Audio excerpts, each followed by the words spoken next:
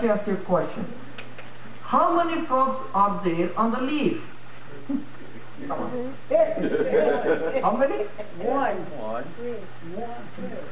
I would like to tell you again, because I'm getting different answers. Okay? There are 3 frogs on the leaf. Oh, 3. Right! 3 frogs. Okay. Because Yes.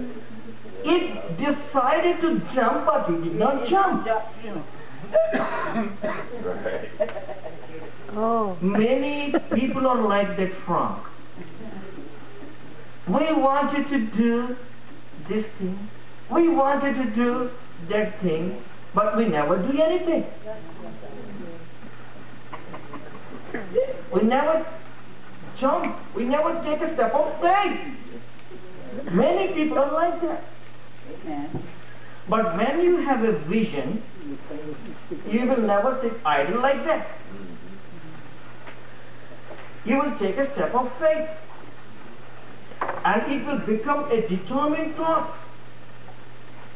Thoughts produce actions.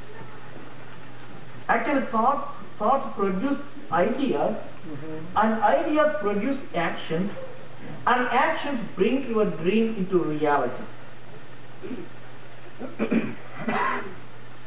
I'd like you to go with me to Genesis chapter 11.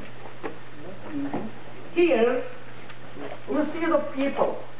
They have the same language, and they came to a place called Shinar, and they wanted to build a tower. It's called the Tower of Babel.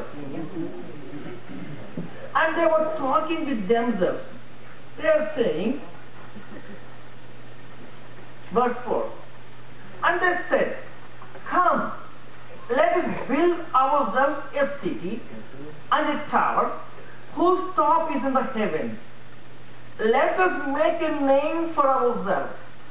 See here, people, a lot of people. They were talking to each other. Let us build a tower.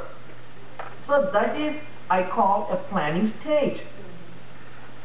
And they started building. Have they ever built a tower? No. But in imagination, they built the tower. They started building it, and now look what God is saying. Verse 7. It says, "Come, let us go down and therefore confuse their language."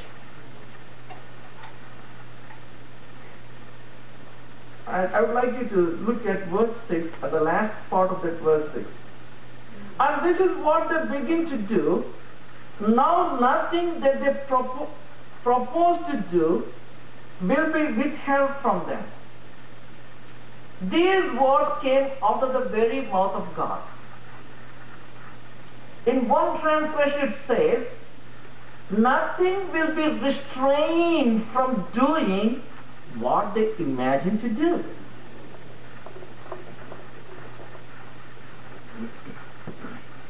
There is power in imagination. I would like to tell you briefly about a man of imagination in the Bible. Actually, we call him the father of faith, our father of believers, Abraham. When God called him, he said to Abraham, "Leave your place, your household, and go to the land that I am giving you, or I am promising to you." So Abraham, at that time, he was 75 years old, and his name was Abraham, not Abraham, obeyed God.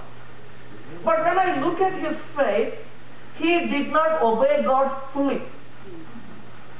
Because God said to him, "Leave even your household." But Abraham took with him his father and his nephew. So that was not full obedience, complete obedience.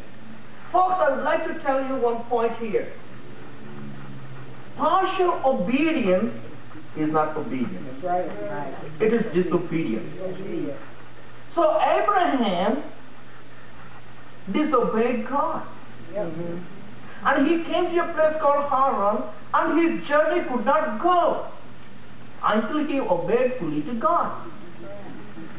Then God said to Abraham, I will give you children.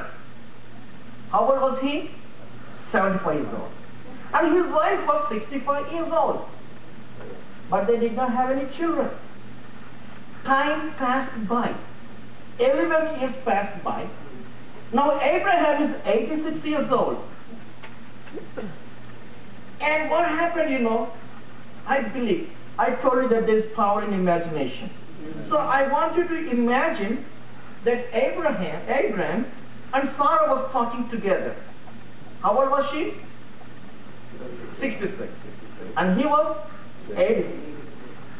So she was 76 and she was 86. So imagine in your mind, Abraham and Sarah was talking together. And Sarah said to Abraham, honey, didn't God say that he would give us children? He looked into her and said, yes. I was telling everyone that we are going to have a miracle baby. And where is our baby? Everyone is asking me, what can I answer them? And she got a brilliant idea. And she said, let us help God. His name is at stake. I don't want his name to be dishonored. I want to honor his name. So let us help God. So they tried to help God. And she said to him, look at this maid.